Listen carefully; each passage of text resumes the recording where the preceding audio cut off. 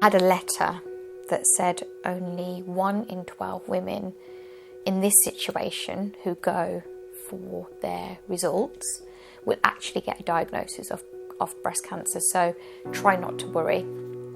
And I remember sitting in the car park with Manesh saying, oh, this is really reassuring, it's only 1 in 12 women, so the chances are I'll be fine. And I'm pregnant, what are the chances of this happening during pregnancy? So we were sat in the waiting room, and that was scary in itself because you're in oncology and it's frightening because everybody around you looks really ill, and you're perfectly healthy, or you think you're perfectly healthy because you feel healthy. And then we went in, and I just remember this consultant who couldn't speak English very well. He was European, and he was sat reading something on his screen when we walked in. Sat down, he turned around on his chair, and he just said,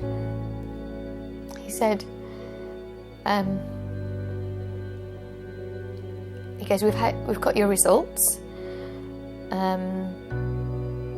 There is some concerning news that the cells came back as cancerous, and that it is cancer. And at that point, I just collapsed, and I couldn't pick myself up. And I remember the nurse coming, and she literally lifted me up and put me onto the bed. And Manesh's hand was holding mine really tight. And I couldn't believe what happened. I couldn't accept it. And then, if that wasn't bad enough news, we then got told that it had already started to spread to the lymph nodes, which is the nearest set of lymph nodes in the underarm. And that if they don't do something quick, then it's going to spread. Before I knew it, I was getting ready for surgery. And I had everyone around me saying, you're going to beat this, you're going to beat this. You'll do it, you'll kick cancer. All of those phrases you hear that are associated with cancer. You'll fight it, you'll beat it, you'll do everything, And that's what my mindset was. I'm going to fight this, I'm going to beat it. And I went into that surgery, and that's how I felt. And I remember waking up from surgery, and all I can think about was, is my baby okay? Is my baby okay? Is my baby okay? Is he still alive? And I felt him kick. I felt him kick me, and I knew it was okay. And I just remember shouting, I felt my baby kick. And I had like nurses and I had consultants running up to me to kind of, maybe celebrate that news, that little bit of news that Jay was okay. And they were so happy. And I remember the nurse saying, I'm going to go and call your husband because he's been ringing up and he's really worried. So she goes, I'll go and call him now. And I said, please do tell him that I'm fine and Jay is fine and he's kicked me and yeah. And so I got through my mastectomy. And then the realisation of, I guess, how hard it is to recover from a mastectomy was, the coming home, realising that you have a deformed body, that the physical pain that it causes when you have all your lymph nodes removed from your arm, it causes a lot of problems with your arm in terms of movement, and especially initially. There's quite a lot of numbness after surgery. You can't feel much from your arm. you can't actually lift your arm up, which was a surprise to me. So there was a lot of things going on in my body that was hard.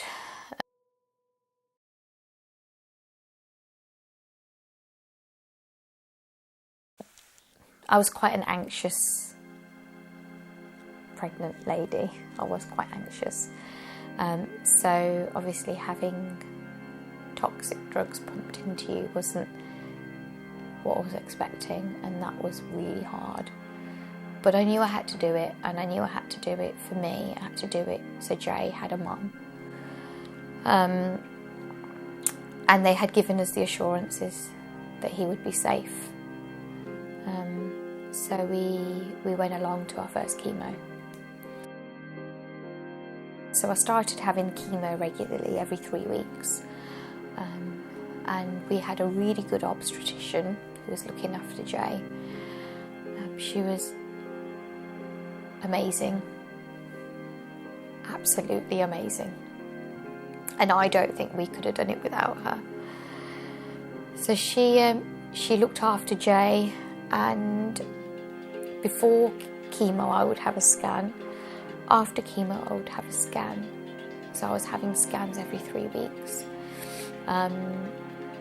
There was one particular scan that my obstetrician did to check up on Jay, and she felt that we needed to get Jay out. So I was approaching 34 weeks. I'd gone in for this scan, and I didn't know if the next day I was going to be having another dose of chemo or if I was going to be having my little baby.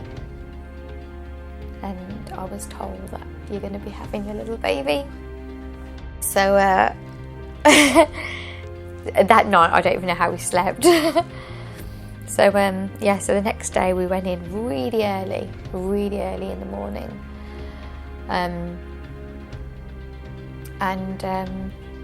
I guess we were like any other patient who were going in for a cesarean.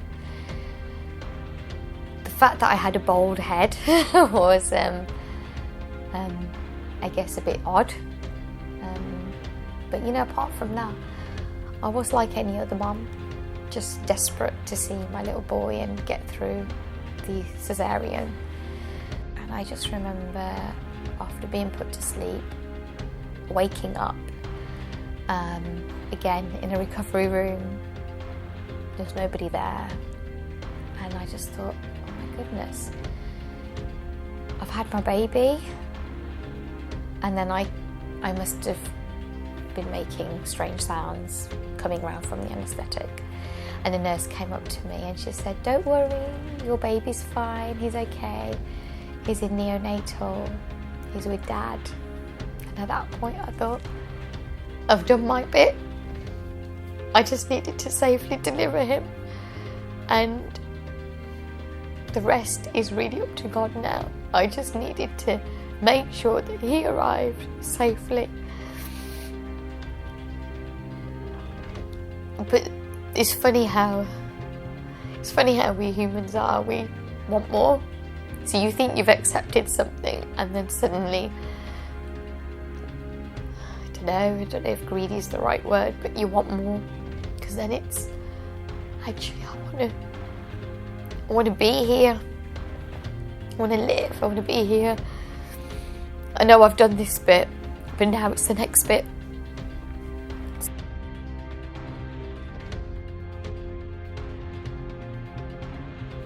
All I wanted to do was meet him, but I wasn't allowed. I had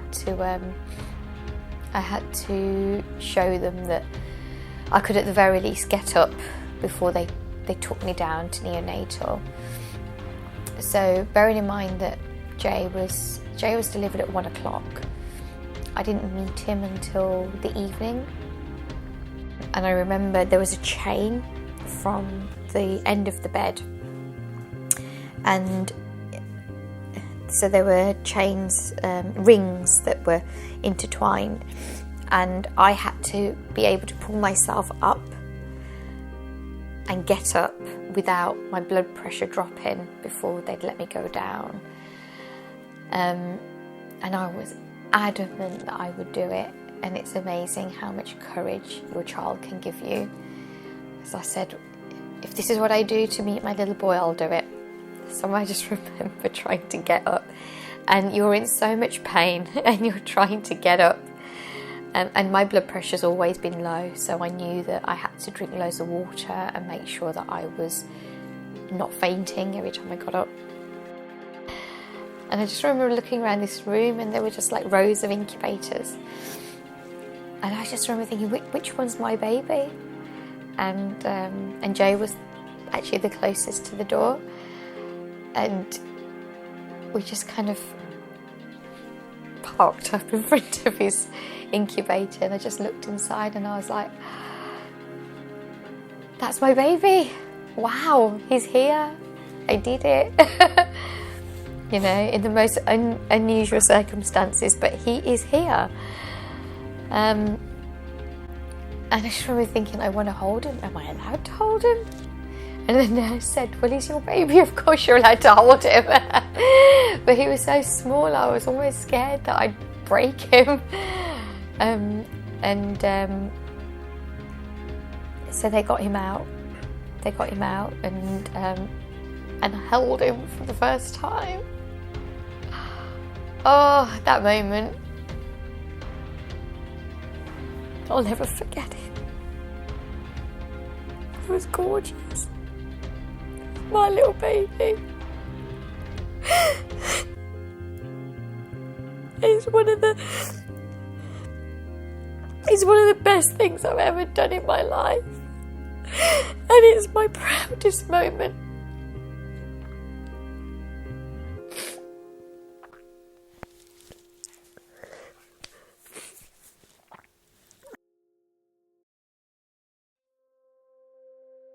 And yeah, the three of us came home, and I remember Manesh had the Christmas song playing, driving home for Christmas. I remember that because I remember thinking, Manesh has done that for me. He's done that for me because he knows how much I love for Christmas and how amazing this is for all of us. Because we were driving home for Christmas with our little boy. We couldn't be happier. We had hope. And at that point, I was going to blitz this 12-week chemo. I'd blitz my radiotherapy, and life would go back to normal. That's what we thought was going to happen.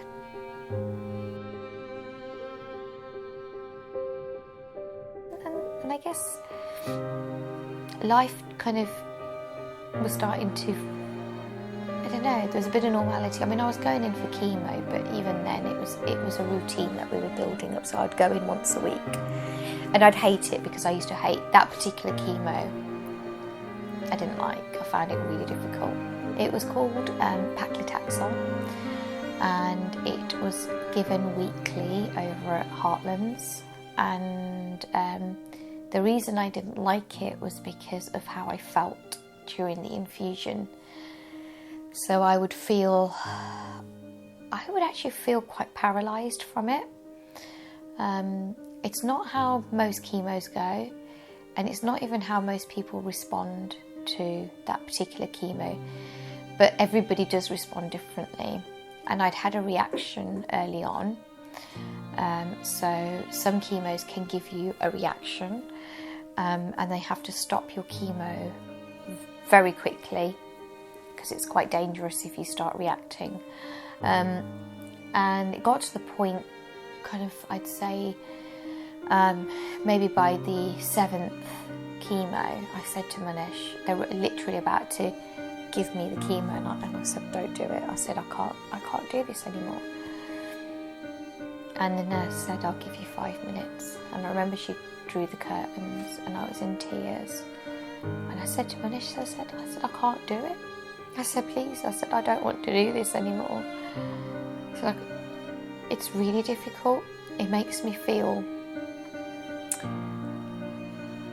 I can't even find the words as to how that chemo used to make me feel, other than I couldn't even talk.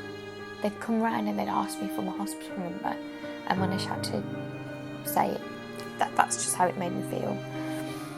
And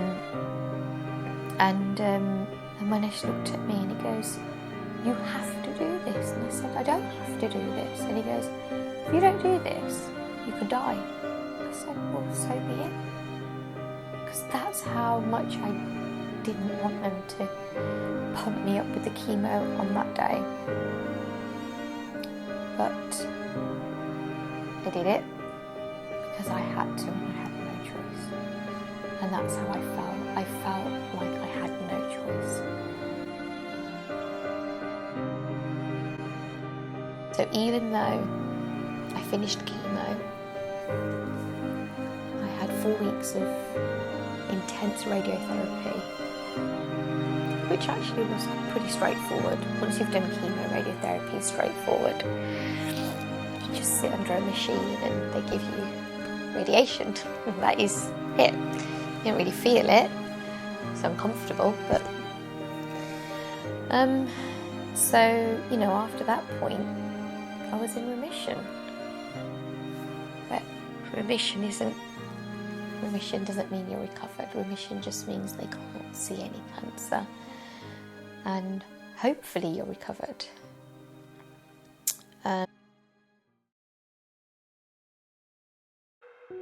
And ordinarily you have a mastectomy and you have a reconstruction at the same time. But when you're pregnant and they're trying to keep you on the operating table for the least amount of time, they do the least that they can get away with. And reconstruction is not going to affect whether I live or not, whether I beat cancer or not. So that was fine. You know, I wasn't worried that they made the decision not to do my reconstruction then. And I believe they made the right choice because I was pregnant and Jay was a priority. But, you know, a year later I'm thinking, actually, I would quite like to have reconstruction. So I started going for appointments, and we discussed all the various options, and they said to me, okay, fine, well, you know, things look good. We just need to do a full body CT scan, just to make sure everything's okay. And I was like, full body CT scan? I thought, why? And they said, well, if your cancer's come back, then you don't want to be thinking about reconstruction. But they said the chances of it coming back are so slim. It was the day before Christmas Eve. It was the day before Christmas Eve.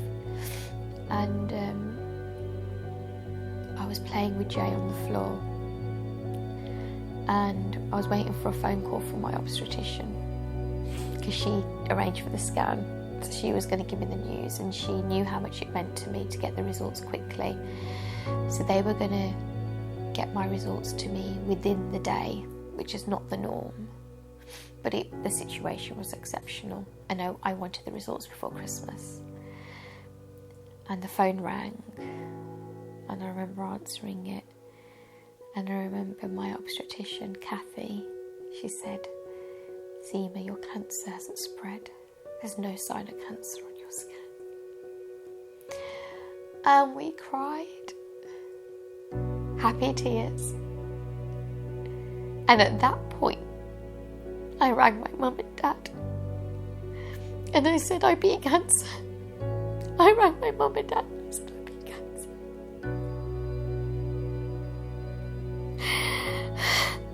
But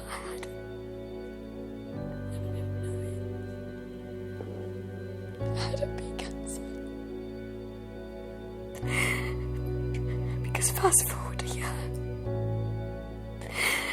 I'm waiting for my scan results again. But this time round, the news was very different. We walked into my consultant's office,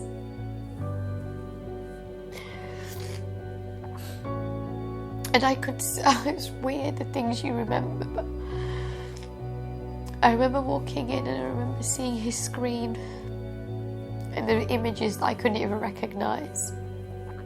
And I sat down and Mr. Ingle, such a lovely man, he held my hands and he said, "How do you feel?" I said, "I feel nervous." He said, "No." He goes, "How do you feel physically?" I looked him in the eye and I said, "It's not good news, is it?" And he said, "No." I said, "It's not good news." And he said, "Your cancer has spread to your liver in both lobes. And it's in your bones. It's in your hips, both sides. And it's in your spine. And it's terminal."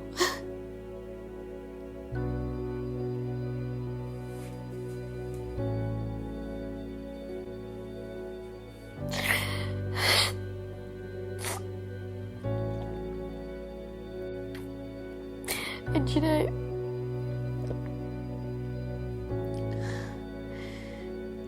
my first emotion was relief. Because suddenly the fear of cancer coming back had gone. Because it was back. And there was no more fearing whether every ache and pain was cancer, because it was cancer.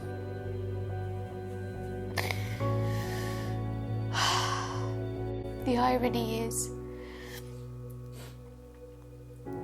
the point at which I was diagnosed with metastatic breast cancer, I felt my best. A couple of weeks before that, I had done 3 back-to-back shows on stage, dancing. And my life was just getting back to normal. And to know that you're dying,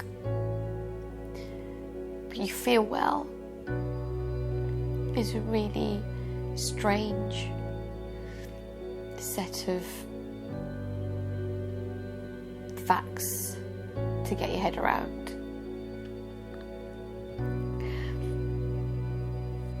I asked my consultant, "How long do you think I've got left to live?" And he said, "If you respond well to treatment, you've probably got around 2 years." And I felt cold, and I felt like I had no emotion at that time. Maybe I was screaming from inside, but I don't know.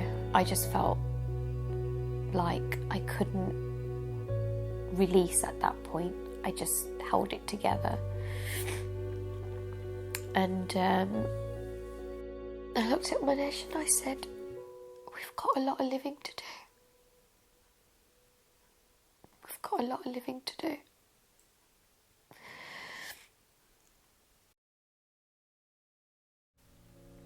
It was the start of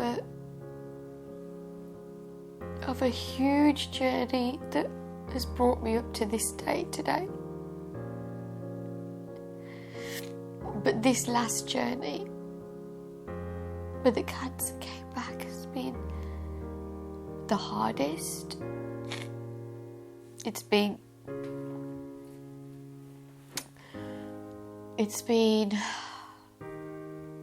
full of emotions, but it's been the point in my life where I think I've learnt the most about myself. And I've learnt what kind of person that I want to be. I'm just sad that it's taken a terminal cancer diagnosis for me to understand who it is that I want to be. As a mum, as a wife, as a sister, as a daughter-in-law, as all those different things I am to different people and who I am to myself. I've suddenly realised.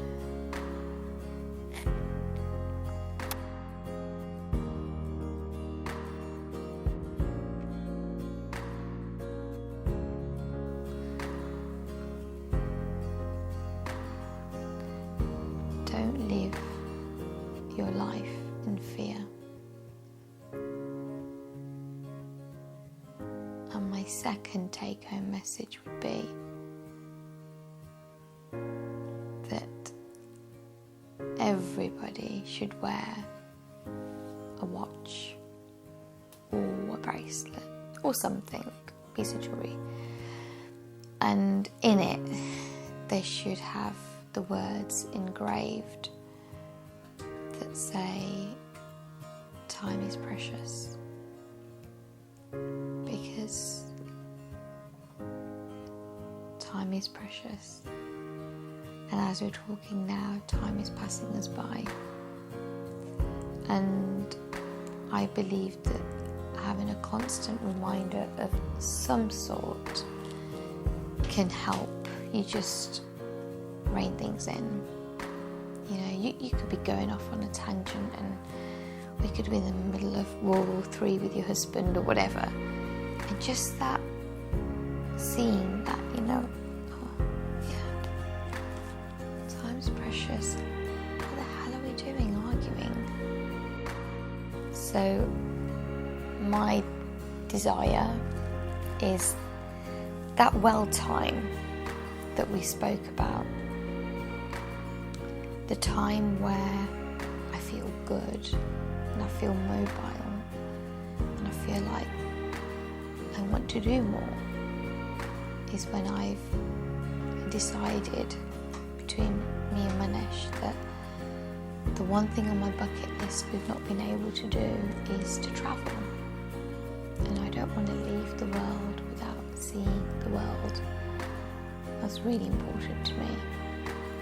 And so I'm going to look into whether I can make it happen and make the travelling happen, because that is really important to me. How I want to be remembered is somebody who had metastatic breast cancer and somebody who used it to better her life.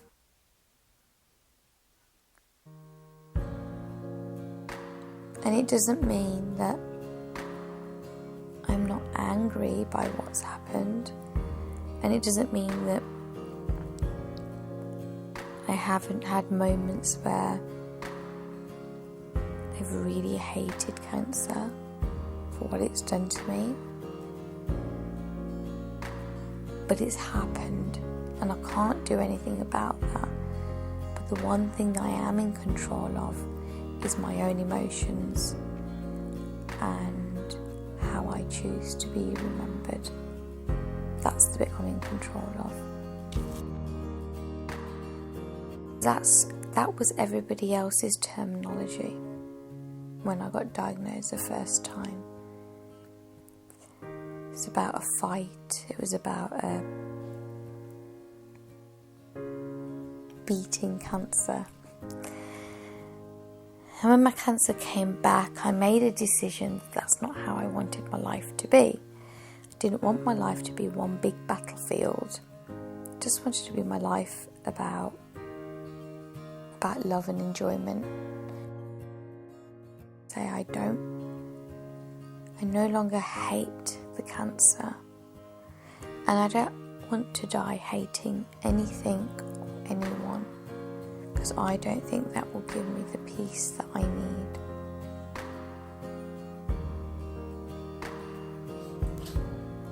One thing I love about the world is it consists of so many good people. So many good people. And I've been lucky that in my life, majority of people that have come into my life have been positive and amazing people. And that's through all walks of life, in all different parts of the world. That's the one thing I love. The second thing is culture. I love culture. I love learning about different cultures. I really do. And I love the different ways of travelling, the different transport methods. Train, rickshaws, flights. There's so many different ways of travelling and seeing the world. A cruise. The world's such a small place now, but I want to see it and I want to see all of it. And I don't know how that will happen, but I have to make sure it happens.